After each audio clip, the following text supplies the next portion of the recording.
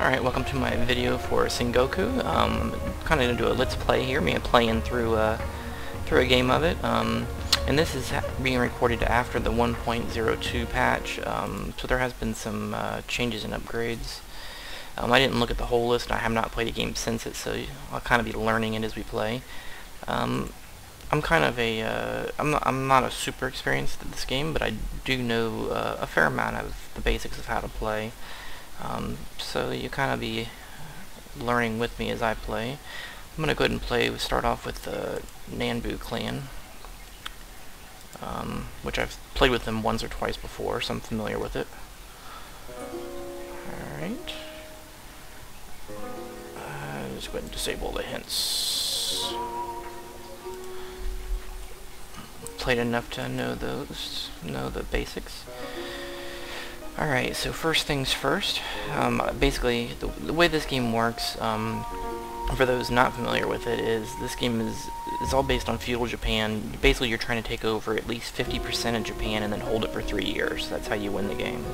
So as you can see, there's a lot of clans, a lot going on, and you start with one of these clans. You can pick anybody to play with, and you can start as a daimyo or even just a character who only inhabits a small area within a larger clan's area. So I mean, you could start just as, you know, the guy who holds Tama or something if you wanted to, with, you know, underneath a clan leader, and work your way up, try to take over the clan. But the easiest way to start is to just pick a clan and go from there. But anyway, basically you want to build up honor. You have to take care of your provinces, expand them, upgrade them, raise your armies, take over other areas, use ninjas to create subterfuge and you know, hamper your enemies. So you know, there's a lot to it, and we'll kind of see it as we go through it here. First thing I have to do, you can see these notifications pop up here. First thing I need to do is select my council members. Let's see, Master of Ceremonies. Now, every time you play, even if you play with the same clan, your people within your clan, your vassals and whatnot, they're different every time you play. Their stats are different, so it does randomize that up. Because like the last time I played, I had a good diplomacy guy that had like a 13. And now in this game, the highest guy I got is a 10. And I can already tell this is going to suck, because people who are familiar with this know by looking at this that I'm hosed a bit, because I mean, this guy has a 14 in intrigue. He's my highest. Wow, that sucks. And I'll probably take this 9 guy here. I have a pretty good opinion of. One thing you want to look at too is their opinion of you and your opinion of them. The first number is how they feel about you. The second is how you feel about them. And of course, their number will increase when you give them a job, because then they're happy, you know, with you about that. But like for instance down here, this guy, I have a -2 opinion of him, so I probably don't want to use him if I can help it. I think what I'm going to do is I'm going to use this 9 guy, so then I can use the 14 for my Master of the Guard. I think. Wow, I have nobody with a good martial ability score. It totally sucks. Okay, and this guy is a Grey Eminence, club-footed, excellent. Oh my goodness. Alright, well I'm gonna pick this guy here. And then the Master of Arms is gonna have to be this dude with the 6. And Master of the Guard will be this 14 guy. Alright, all set. My wife is 30.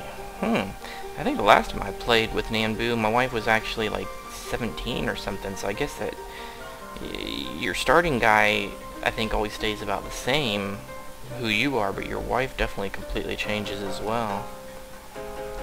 And her stats are definitely different. You gain bonuses to your stats based on your spouses, and you can have up to 4. And with the recent patch, it made it where you get the highest stat of from whichever wife has the highest stat, I guess, is basically how it works. I have 2 sons though, so that's good. One's 4 and one's 1. You always have to have the heirs in line in case your guy gets killed, and then you would take over as your heir. Okay, so the first thing I need to do is get these guys building. I want him to improve the castle in Kazuno, because that's my home district, basically, where my leader's at. and have him improve the village there, and we'll have this guy look for ninja there. So we got them all doing something. So we'll go ahead and start this going here. Dismiss those messages. Those are just messages saying I hired, you know, such and such. So I already know that. One thing that's useful is this, keep this menu up over here too. It has little settings where you can keep things up to monitor, and one is the actions and masters. That way you can kind of see the progress indicators of your castle and village upgrades. Basically what those upgrades do. The castle upgrade increases the amount of troops you can get from that area, I believe, and it also does things like increases the defense of that area in case it's attacked. And the villages, to improve the villages, what that basically does is it increases things like how much tax you get from it, and you know, and various other things. And the way you can look at it is you can go to the actual province. See, these are the village upgrades. They just kind of go in order, and the castle upgrades. So the first village upgrade increases tax revenue by 3, supply limit by 1, which the supply limit is how many troops you can have stationed in that area, I believe.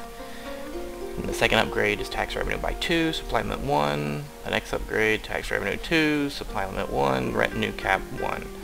So I mean, each item you do increases that region's, you know, abilities. Okay, so let's see the clan. We already looked at that. We got these guys working. Whoa. Ninja is available to be hired. Oh, and that's a new thing with the patch. They have a progress indicator, I guess. Let me unpause that. Oh yeah, it moves along. They have a progress indicator for how long you have to hire them.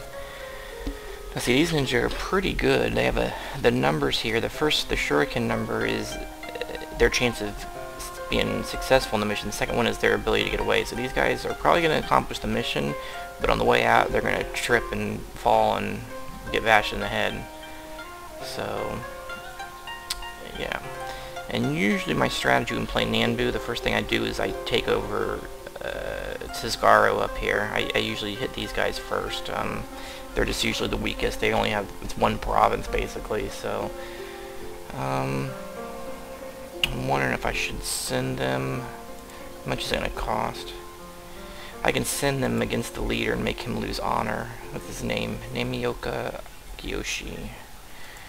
Namioka Akiyoshi. Let's see, these are all the things you can do. You can try to assassinate somebody, their leader, someone on their court, weaken defenses, undermine relations between them and someone else. There's all kinds of things. One thing usually I do is cause a character in another court to lose honor.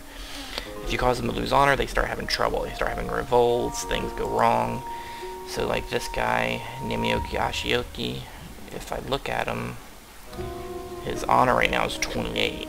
So if I could knock his honor down, that would be pretty useful actually. So let's do that. Select there, here. Namiaki Akiyoshi is this guy right here.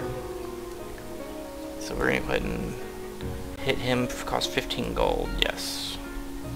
So I just sent those ninjas to go, you know, knock a wall down while he's, you know, sleeping with somebody or something, I don't know, whatever, just something to decrease his honor. Let's go ahead and raise my retinue force, which is your personal guard. Here you can raise your retinue. This guy can have up to 4. I'm just gonna get, right now I'm just gonna get 1 infantry and 1 cavalry because I don't want to dip into my money too much. Being confronted with my misdeed, I could only reply, I did not. Lies, lies, it's all lies. Yeah, whatever. And these are an example of events that pop up. You get events that pop up all the time, which add flavor to the game and usually make you have to make a decision about something, which can affect, you know, a province or many things.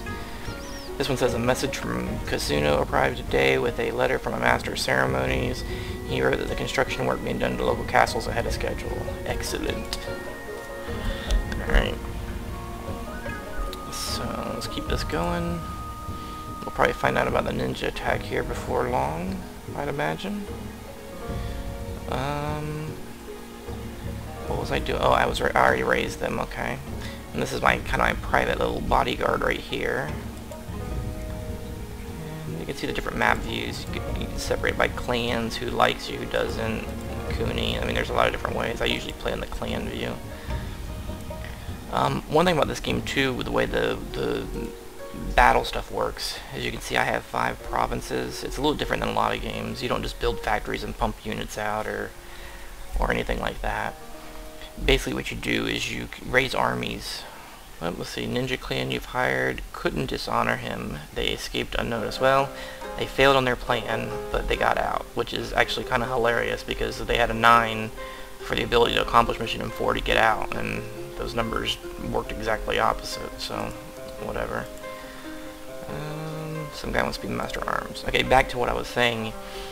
The way your armies in war works is you can always have your personal bodyguard army, which is, you know, like your king's troops, you know, or whatever you want to call it. But then you have your 5 provinces. Each province you can raise an army from. And see, so right here, you can see that I can get basically 750, 500 infantry, 250 cavalry from each area. So when I'm ready to go to war, once I get to the point where I want to declare war on this guy, I can raise all, get all those armies, select all of them, declare war on him, and send them all over. So that's kind of how that all works. And you just basically will select your troops, you know, and you can, you know, select where they're going to go, you know, and it draws it out, you know, how long it's going to take or whatever. So right now I'm just going to leave those guys there. You don't want to raise your army until you're ready to go to war because it costs you money, obviously, to have an army raised. So we're not going to do that yet. The big thing about Sengoku, though, is if you look up here at the top, you can see this honor stat, like I was talking about before. You always need to have your honor up, at least at 25 or so. If you let your honor get below that, you start having revolts, your vassals start, you know, not liking you and plotting against you. You always want to keep your honor up. So that's a big thing. Let's go ahead and raise this speed up a little bit. And there's a lot of ways to raise your honor, basically by upgrading areas, collecting your taxes, conquering areas. One thing I'm going to do here soon is you can go in here, you can send a gift to the Emperor, which raises your honor by 2. You basically pay 30 gold for 2 honor. So right now I don't have enough gold, so I need to collect more taxes and whatnot. So right now, my heirs are still, everything's okay. One thing I want to make sure, is he actually here? Yes, okay, he's my 5-year-old heir, Nobuyoshi. He is here, so he's not in the middle of a trade right now, because sometimes what you'll do for peace is you'll trade a hostage. You'll trade one of your heirs, like say to these guys, and they'll trade one to us so that we won't go to war with each other. But that's not going on. Okay, I have another ninja here. These guys are these guys are even suckier. They'll never get away. I'll just pass on them for right now. We're trying about a little over halfway on our upgrades. Just keep upgrading best we can.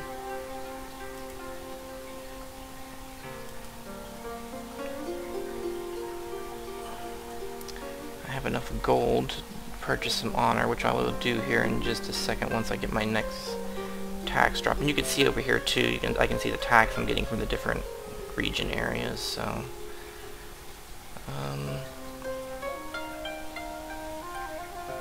let's go ahead and increase this one more peg here so we can hurry up and get those done.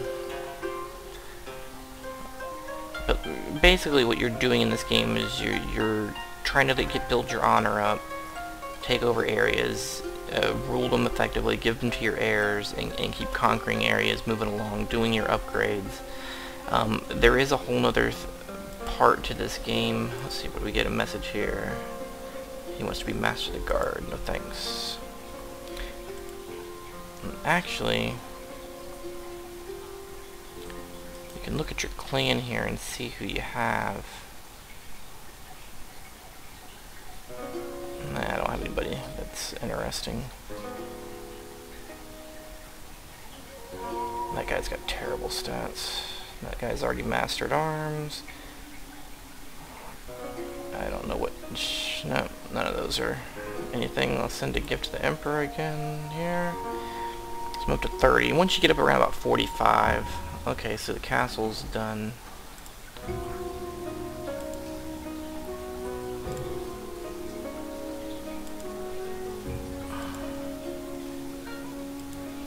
Okay, so we'll do another castle upgrade here. Okay, the inn's been built. Excellent. And we'll improve a village up here. So that gets a little more tax money. Oh, we got another ninja available. Yeah, I'll pass on that. Wow, I've never seen, since the patch, they obviously increased the ninja rate or something, because I've played with Nanbu before and sat for an hour and not seen one ninja, and I've already seen like 3 or 4 and only been playing for like 10 minutes, so they've definitely increased that. So basically what we're going to do here is we're going to continue to keep, I'm going to keep buying favor here to get my honor up. My honor's up to 32. Basically I'm going to keep going until it gets about 45, and then we're going to attack this guy. Because right now, if I was to attack him now, it's going to cost me an honor to declare war on him 24. And I don't want to go below about 24. So I got to get up in the 40s, close to 50, before you really want to do that. So basically you just got to keep doing your upgrades until you get to that point. There are other things in the game too, though, which we'll go into some more detail later, but you have the plots that you can do, which those come more into play if you don't start as a clan. If you start as a character or a daimyo within a clan, you'll plot against the clan leader to try to take it over, or fracture your, separate yourself into a new guild, or a new clan, I mean. So that stuff kind of comes up later, and then the religion stuff comes into play later too. I don't have good enough relations with any of these guys, I don't believe, to join any of the religions, so, and a lot of that stuff's really expensive, so it kind of comes more mid-game. But anyway, we will continue. I may play a little bit further until I get up to the point where I'm getting ready to attack Tizgaro. I'm basically just going to be, making some improvements and farming my honor up, and then the next video will be me attacking, so I'll see you again then.